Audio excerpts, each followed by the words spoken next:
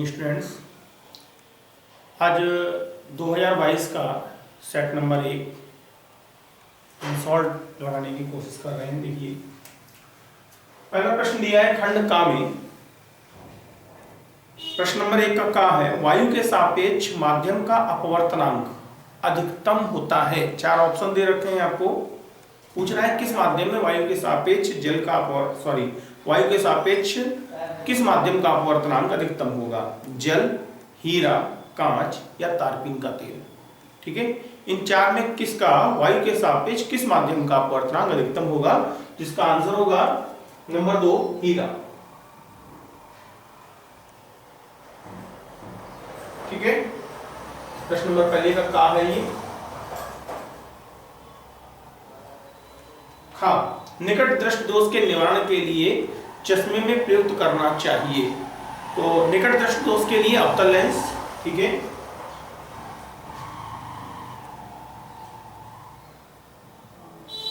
खा का पहला ऑप्शन सही है, अवतल लेंस।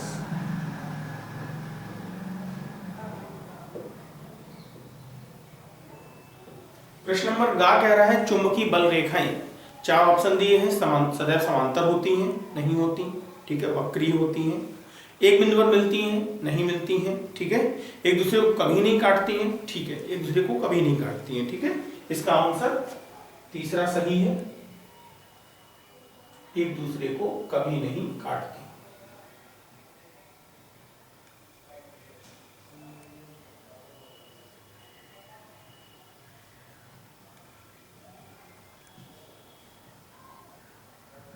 ठीक है, और बहुविकल्पी में लास्ट क्वेश्चन दिया है इसमें, यदि फाई चुंबकीय फ्लक्स, बी चुंबकीय क्षेत्र की तीव्रता तथा ए अनुप्रस्थ परिच्छेद का क्षेत्रफल हो तो इनके बीच संबंध क्या होगा? ठीक है, इनके बीच क्या संबंध होगा ये पूछ रहा है। तो फॉर्मूला पढ़ा होगा चुंबकीय फ्लक्स का, फाई बराबर बी इंटू ए। ठीक है, तो यहां से क्या आ जाएगा?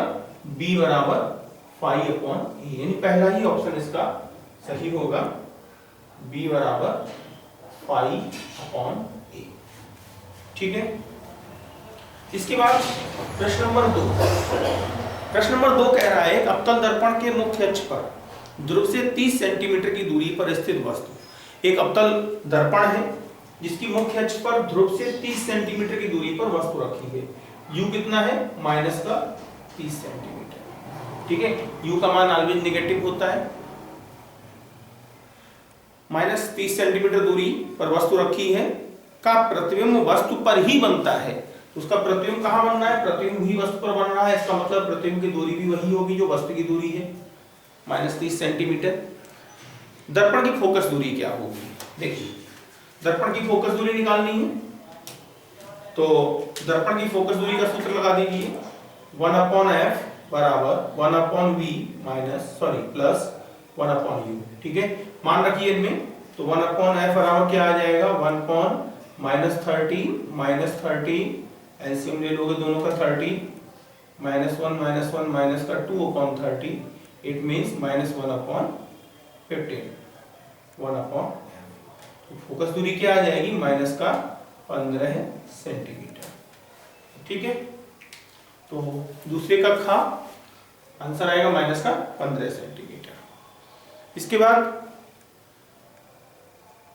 दूसरे का था, दूसरे का खा देखिए 40 सेंटीमीटर फोकस दूरी वाले अवतल दर्पण की वक्रता त्रिज्या ज्ञात कीजिए। तो 40 सेंटीमीटर फोकस दूरी है, ये दूसरे का था। आप खा कह रहे हैं कि 40 सेंटीमीटर फोकस दूरी, तो f दिया है कितना है? 40 सेंटीमीटर।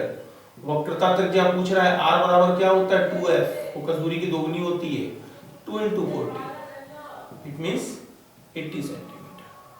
वक्रता त्रिज्या हो जाएगी 80 सेंटीमीटर। वाहनों में उत्तल दर्पण का उपयोग क्यों किया जाता है? हम आंसर बोल रहे हैं, आप वीडियो को रोक करके लिख सकते हैं। वाहनों में उत्तल दर्पण का उपयोग क्यों किया जाता है? क्योंकि उत्तल दर्पण से सदैव वस्तु का छोटा, सीधा तथा फोकस से कम दूरी पर स्पष्ट प्रतिबिंब बनता है जो स्पष्ट दिखाई देता है। ठीक है, वाहनों में उत्तल दर्पण का उपयोग क्यों किया जाता है? इसका आंसर लिखोगे क्योंकि उत्तल दर्पण से सदैव वस्तु से छोटा, सीधा तथा फोकस से कम दूरी पर स्पष्ट प्रतिबिंब बनता है, जो कि हमें स्पष्ट दिखाई देता है। इसीलिए वाहनों में उत्तल दर्पण का ही उपयोग किया जाता है। तीसरे का कह रहा है 15 सेंटीमीटर फोकस दूरी, 4 नंबर का प्रश्न जरा ध्यान से देखिएगा। 15 सेंटीमीटर फोकस दूरी का कोई अवतल लेंस किसी वस्तु का प्रतिबिंब लेंस से 10 सेंटीमीटर दूरी पर बनाता है। ठीक है, एक लेंस है जिसकी फोकस दूरी 15 सेंटीमीटर है, अवतल लेंस है। तो अवतल लेंस के लिए तीसरे का है, अवतल लेंस के लिए फोकस दूरी कैसी लोगे, चलिए ऊपर से लिख देते हैं। प्रश्न नंबर 3 का फोकस दूरी हो जाएगी माइनस में। ठीक है, अवतल है इसलिए फोकस दूरी नेगेटिव। ठीक, -15 सेंटीमीटर फोकस दूरी का एक अवतल लेंस किसी वस्तु का प्रतिबिंब लेंस से 10 सेंटीमीटर दूरी बनाता है। तो प्रतिबिंब की दूरी v हो जाएगी माइनस अवतल लेंस है, अवतल लेंस से प्रतिबिंब कैसा बनेगा, सदैव आभासी, और आभासी प्रतिबिंब की दूरी कैसी होगी, हाँ नेगेटिव होगी। ठीक है, तो v का मान हो गया -10 सेंटीमीटर। उसके बाद कह रहा है वस्तु लेंस से कितनी दूरी पर स्थित, तो वस्तु की दूरी पूछ रहे हैं और साथ में कह रहा है किरण आरेख भी बनाइए। चलिए देखते हैं। तो फॉर्मूला लगा लीजिए, लेंस का सूत्र 1/f बराबर 1/v minus 1/u, then 1/u equal to हो जाएगा 1/v माइनस 1/f। ठीक है, जो को उधर ले आए f को उधर लिया, मान रख लीजिए। तो 1/u b का मान हो जाएगा -1/10 और माइनस माइनस प्लस हो जाएगा 15। तो एलसीएम आ जाएगा 15 और 10 का 30, -3 + 2 माइनस का 1/30, इसलिए u बराबर आ जाएगा -30 सेंटीमीटर। ठीक है, ये आंसर हो जाएगा। 30 सेंटीमीटर दूरी पर वस्तु रखी होगी तो उसका प्रतिबिंब 10 सेंटीमीटर की दूरी पर प्राप्त होगा। किरण आरेख बनाना है तो आप इसका किरण आरेख बना सकते हैं, अवतल लेंस बना दीजिए।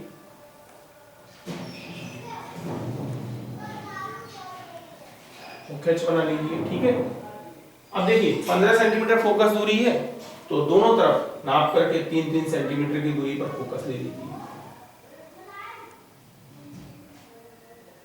आपके 3 सेंटीमीटर था, 3 सेंटीमीटर, ये हो जाएगा f2, ये हो जाएगा f1। अब 30 सेंटीमीटर वस्तु रखी है तो जितनी दूरी पर फोकस है उससे आगे उतनी ही दूरी पर वस्तु रख दीजिए। जो किरण समांतर जाएगी वो इस फोकस से आती हुई प्रतीत होगी। ठीक है, और जो इसके प्रकाशिक केंद्र से गुजरेगी वो बिना मुड़े सीधी चली जाएगी। एक दूसरे को ये जहां काटेंगी वहीं पर वस्तु का प्रतिबिंब बनाएगी। तो इस तरह से ये वस्तु रखी होगी, ये भी जो समांतर किरण जाएगी वो फोकस से आती हुई प्रतीत होगी और जो प्रकाशिक केंद्र से गुजरेगी वो बिना मुड़े सीधी चली जाएगी। एक दूसरे को जहां काटेंगे वहीं पर a डैश b डैश प्रतिबिंब बना देंगे। इस तरह से आप किरण आरेख बना सकते हैं। अगला प्रश्न कह रहा है इसमें अथवा में एक मनुष्य चश्मा पहनकर 25 सेंटीमीटर दूरी पर रखी वस्तु को स्पष्ट देख सकता है। तो चश्मा पहनकर देख सकता है। ठीक है,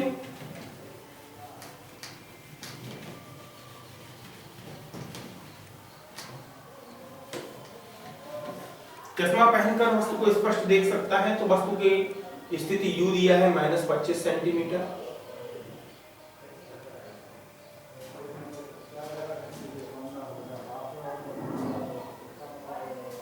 का अथवा है 25 सेंटीमीटर दूरी पर रखी वस्तु को स्पष्ट देख सकता है। चश्मे में प्रयुक्त लेंस की फोकस दूरी 50 सेंटीमीटर है।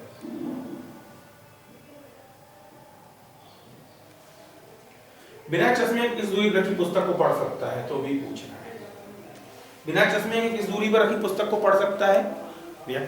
कोई भी व्यक्ति बिना चश्मे के जिस दूरी पर रखी वस्तु को देख सकता है वो सदैव प्रतिबिंब की दूरी v होती है। इसका मतलब प्रतिबिंब की दूरी पूछी है, चश्मा पहनकर जहां देख रखी है वस्तु, इसका मतलब वो u है, u -25 सेंटीमीटर है, फोकस दूरी दे रखी है।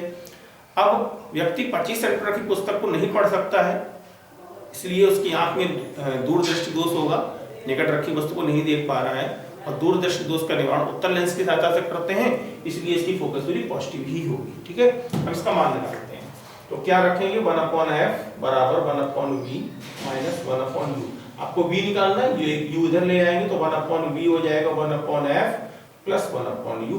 मान रख दीजिए, f का मान क्या है 50, u का मान -25, 50 25 का एलसीएम आ जाएगा 50, 1 माइनस 2 माइनस का 1/50, इसका मतलब v आ जाएगा माइनस का 50 सेंटीमीटर। ठीक है, तो बिना चश्मे के व्यक्ति 50 सेंटीमीटर तक की पुस्तक पढ़ सकता है। इसके बाद खा प्रश्न कह रहा है कि एक इलेक्ट्रॉन जिसका द्रव्यमान 9 × 10⁻³ किलोग्राम व आवेश 1.6 × 10⁻19 किलोग्राम है, कूलाम है सॉरी। तो देखिए तीसरे का खा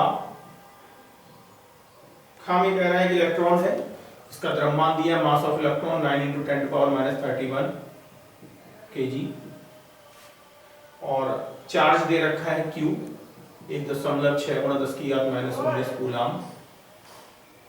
एक्स अक्ष के समांतर 3 × 10⁻6 मीटर पर सेकंड के वेग से, वेग कितना दिया 3 × 10⁻6 मीटर प्रति सेकंड, एक्स अक्ष के समांतर। ठीक है, इस वेग से गति करता हुआ जेड अक्ष के समांतर कार्यरत चुंबकीय क्षेत्र B = 0.3, ठीक है, वेबर प्रति मीटर स्क्वायर, ये जेड अक्ष के समांतर है। तो एक एक्स अक्ष के समांतर, एक जेड अक्ष के समांतर, इसका मतलब इन दोनों के बीच का कोण कितना हो जाएगा थीटा 90 डिग्री। ठीक है, तो थीटा क्या हो गया आपका 90 डिग्री। अब कह क्या रहा है कि इलेक्ट्रॉन पर कार्य करने वाले बल, त्वरण और बल की दिशा ज्ञात कीजिए। बल निकालना है, त्वरण निकालना है और बल की दिशा निकालनी है। चलिए, तो बल निकालने के लिए फॉर्मूला क्या हो जाएगा, F = QVB sin theta, QVB sin theta. तो यहां से F बराबर क्या आ जाएगा, मान रख लीजिए। तो Q का मान क्या है 1.6 × 10⁻19, V 3 × 10⁻6, B 0.3 और sin 90 का मान 1।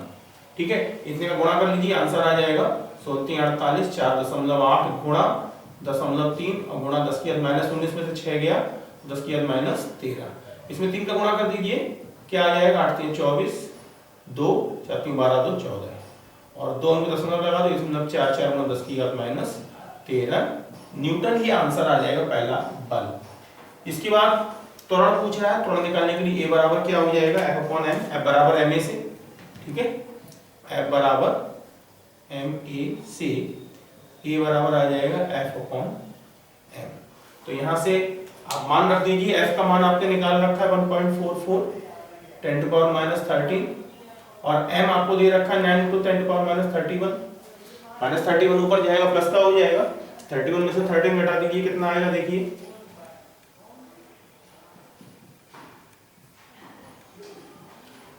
31 में से 13 ये कितना बचा 18। ठीक है, 18 और 28 3 31, ठीक है, 10 की घात 18 है।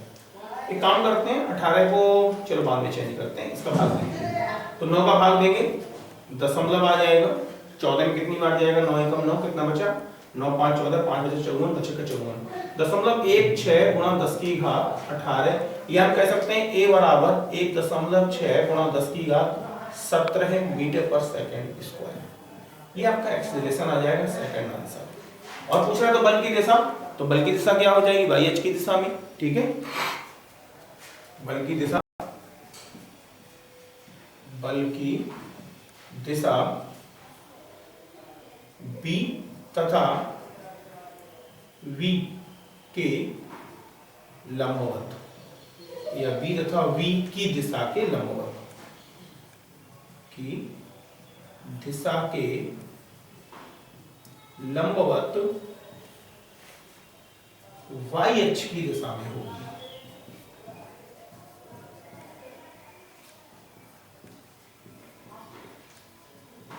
ठीक है, जो कि फ्लेमिंग के बायात के नियम द्वारा ज्ञात की जा सकती है।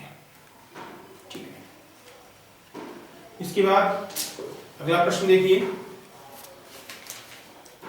अथवा में कह रहा है 2 ओम 3 ओम और 5 ओम के प्रतिरोधों को श्रेणी क्रम में जोड़ा गया है। ठीक है, चलिए देखते हैं।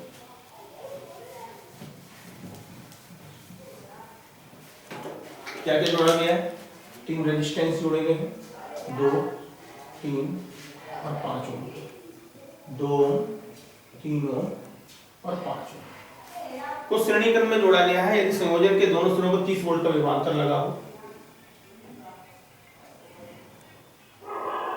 ठीक है, 30 वोल्ट का विभवांतर लगा हो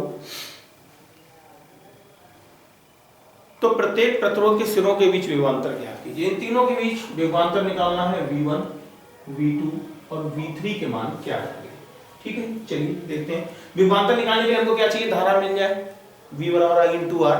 अगर हमको धारा मिल जाती है तो हम यहाँ पर विभवांतर निकाल सकते हैं, और धारा निकालने के लिए उनका तुल्य प्रतिरोध चाहिए। तो निकालते हैं पहले परिपथ का तुल्य प्रतिरोध, परिपथ का तुल्य प्रतिरोध। ठीक है, ये कौन सा था, तीसरे का खाका अथवा।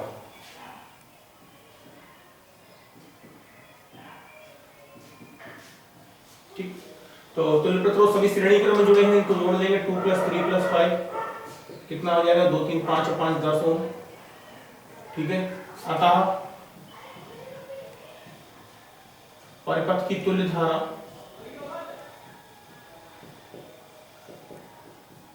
I = V/R। V कितना दिया है 30, R कितना निकाला 10, तो 3 एम्पीयर की धारा आ गई। ठीक है, श्रेणी क्रम है, श्रेणी क्रम में धाराएं समान रहती हैं, अतः तीनों प्रतिरोधों में 3-3 एम्पीयर की धारा प्रवाहित होगी। तो लिखोगे अतः 2 ओम के सिरों पर विभवांतर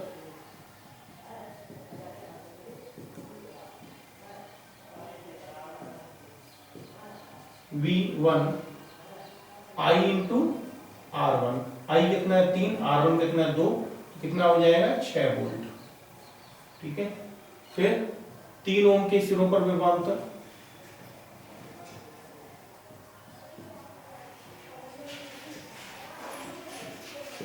क्या हो जाएगा, V2 बराबर I into R2।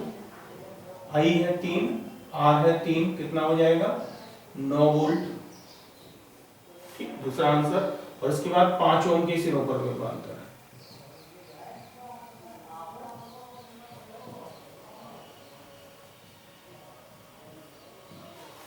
पांच ओम के सिरों पर विभवांतर कितना हो जाएगा, V3 बराबर I into R3।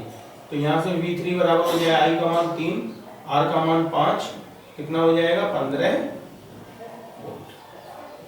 आप अपने उत्तर की जांच कर सकते हैं, जो भी आपने आंसर निकाले उन तीनों को जोड़ दीजिए, 6, 9 और 15। आपका आंसर दिए गए 30 वोल्ट के बराबर है, तो इसका मतलब हमारा आंसर सही है। ठीक है, इसके बाद प्रश्न नंबर 4 को देखिए। प्रश्न नंबर 4 में कह रहा है विद्युत धारा के चुंबकीय प्रभाव से आप क्या समझते हैं। ठीक है, तो विद्युत धारा के चुंबकीय प्रभाव से क्या समझते हैं, किसी चालक में धारा प्रवाहित करने पर उसके चारों ओर चुंबकीय क्षेत्र के उत्पन्न होने की घटना विद्युत धारा का चुंबकीय प्रभाव कहलाती है। ठीक है, फिर सुनिए, किसी चालक में विद्युत धारा प्रवाहित करने पर उसके चारों ओर चुंबकीय क्षेत्र के उत्पन्न होने की घटना विद्युत धारा का चुंबकीय प्रभाव कहलाती है। ठीक, आगे कह रहा है कि लंबे सीधे धारावाही चालक द्वारा उत्पन्न चुंबकीय क्षेत्र की तीव्रता किन किन बातों पर निर्भर करती है। तो देखिए,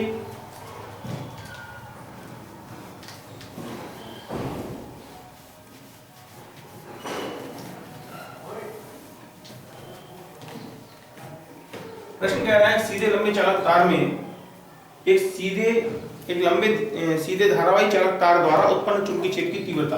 तो चुंबकीय क्षेत्र की तीव्रता का सूत्र क्या होता है, B बराबर μ0.2 पाई into I/R। ठीक है, इसका मतलब चुंबकीय क्षेत्र की तीव्रता दो चीजों पर निर्भर कर रही है, किस पर, चालक में प्रवाहित धारा पर। देखोगे, चालक में प्रवाहित धारा के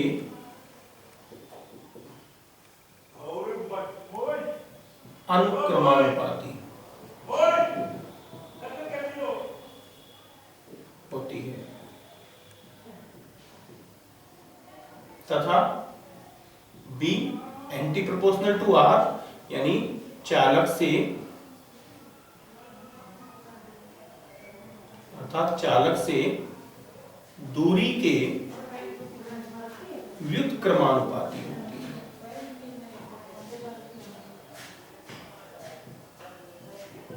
ठीक है, दो चीजों पर निर्भर कर रही है, प्रवाहित धारा पर और चालक से दूरी पर।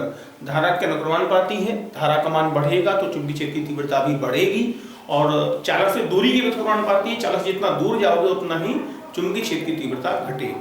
ठीक है। इसके बाद इसमें एक क्वेश्चन और भी दिया है, कह रहा है चुंबकीय क्षेत्र की दिशा के लिए नियम लिखिए। तो चुंबकीय क्षेत्र की दिशा का नियम क्या है? चुंबकीय क्षेत्र की दिशा ज्ञात करने का नियम दाएं हाथ का नियम है, ठीक है। चुंबकीय क्षेत्र की दिशा दाएं हाथ के नियम द्वारा ज्ञात की जा सकती है। लिख लीजिएगा, हम बोले दे रहे हैं। चुंबकीय क्षेत्र की दिशा दाएं हाथ के नियम द्वारा ज्ञात की जा सकती है, जिसके अनुसार दाएं हाथ के अंगूठे और उंगलियों को एक दूसरे के लंबवत, अंगूठे तथा उंगलियों को एक दूसरे के लंबवत इस प्रकार फैलाएं कि अंगूठा चालक में प्रवाहित धारा की दिशा, अंगूठा चालक में प्रवाहित धारा की दिशा तथा अंगुलियां उस बिंदु की ओर हो जिस पर चुंबकीय क्षेत्र ज्ञात करना है। तो हथेली से धक्का देने की दिशा उस बिंदु पर चुंबकीय क्षेत्र की दिशा को प्रदर्शित करती है, ठीक है। अभी देखिए जो हमने बताया उसको यहाँ समझाते हैं। जैसे एक चालक तार है और इसमें धारा इस दिशा में प्रवाहित हो रही है। अब एक बिंदु इधर आपको दे रखा है P, ठीक है, एक बिंदु इधर दे रखा है Q। अब इन दोनों बिंदुओं पर हमें चुंबकीय क्षेत्र ज्ञात करना है। तो कैसे ज्ञात करेंगे? दाएं हाथ की हथेली के नियम से दाएं हाथ की हथेली को इस प्रकार फैलाया है कि अंगूठा चालक में प्रवाहित धारा की दिशा में हो और अंगुलियां उस बिंदु की ओर हो जिस पर चुंबकीय क्षेत्र ज्ञात करना। तो हथेली से धक्का देने की दिशा उस बिंदु पर उत्पन्न चुंबकीय क्षेत्र दिशा को प्रदर्शित करेगी। तो धक्का देने की दिशा किधर है? तल के लंबवत अंदर की ओर। यानी कि यहाँ पर जो चुंबकीय क्षेत्र होगा वो तल के लंबवत अंदर की ओर होगा। और इसी तरह अगर हम इस बिंदु पर ज्ञात करते हैं तो अंगूठा धारा की दिशा में और अंगुलियां उस बिंदु की ओर है, तो धक्का देने की दिशा किधर आ जाएगी? बाहर की ओर। यानी कि इस बिंदु पर जो चुंबकीय क्षेत्र की दिशा होगी वो तल के लंबवत बाहर की ओर होगी, ठीक है। और बाहर की ओर की तल को किससे दिखाते हैं? डॉट से, और अंदर की ओर को क्रॉस से।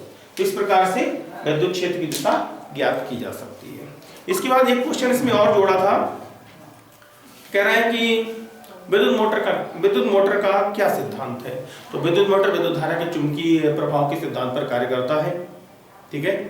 विद्युत मोटर विद्युत धारा के चुंबकीय प्रभाव के सिद्धांत पर कार्य करता है, जिसके अनुसार किसी चुंबकीय क्षेत्र में स्थित किसी आर्मेचर में विद्युत धारा प्रवाहित करने पर उस पर एक चुंबकीय बल कार्य करता है जो उसे अपनी एक अक्ष के परतः घुमाने का प्रयास करता है, ठीक है। कह रहा है इसकी रचना का सचित्र वर्णन कीजिए। तो रचना का वर्णन करना है, ठीक है। तो क्या लिखोगे कि विद्युत मोटर को संरचना की दृष्टि से, विद्युत मोटर को संरचना की दृष्टि से 4 भागों में बांटा गया है। पहला है क्षेत्र चुंबक, दूसरा है आर्मेचर, तीसरा है विभक्त वलय और चौथा है ब्रश, ठीक है। इन 4 भागों में बांटा गया है। कैसे बांटा गया है?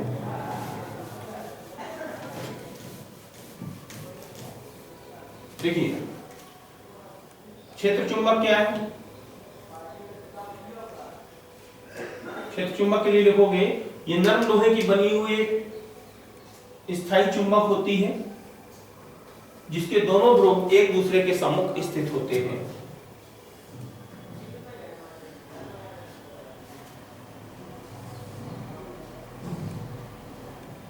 ये नॉर्थ है, ये साउथ है, ठीक है। इसके दोनों ध्रुव एक दूसरे के सम्मुख स्थित होते हैं। इनके मध्य एक आर्मेचर होगी। आर्मेचर के लिए क्या लिखोगे? ये तो क्षेत्र चुंबक नरम लोहे की बनी हुई स्थायी चुंबक होती है, इसके दोनों ध्रुव एक दूसरे के सम्मुख स्थित होते हैं, ठीक है। आर्मेचर क्या है? ये तांबे के विद्युतरोधी तारों को पृथक्कृत रूप से लपेटकर बनाई गई एक आयताकार कुंडली होती है, ठीक है। तांबे के विद्युतरोधी तार को पृथक्कृत रूप से लपेटकर बनाई गई आयताकार कुंडली होती है जो क्षेत्र चुंबक के ध्रुवों के मध्य अपनी अक्ष के परतः स्वतंत्रतापूर्वक घूम सकती है।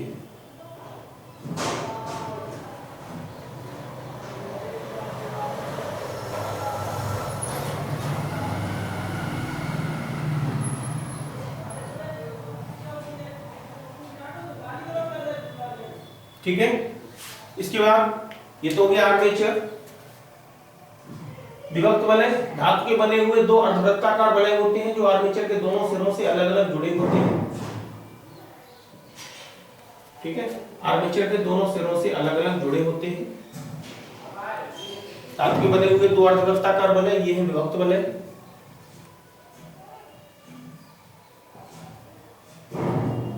क्या लिखोगे विभक्त वलय के लिए? धातु के बने हुए दो अर्धवृत्ताकार वलय होते हैं जो आर्मेचर के दोनों सिरों से अलग अलग जुड़े होते हैं। इसके बाद ब्रुश के लिए लिखोगे ये कार्बन का एक अपर रूप होता है ग्रेफाइट, ठीक है, तो ग्रेफाइट की बनी हुई होती है, जी कहते हैं कार्बन, ठीक है। ये कार्बन की दो पत्तियां होती हैं जो विभक्त वलय से संपर्कित होती हैं। इनका संबंध संयोजक तारों की सहायता से बाह्य विद्युत स्रोत से होता है, ठीक है। ये हो जाएगा ब्रुश। ये है आर्मेचर,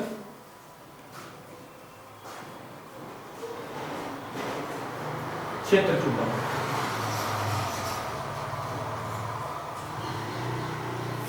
ठीक है।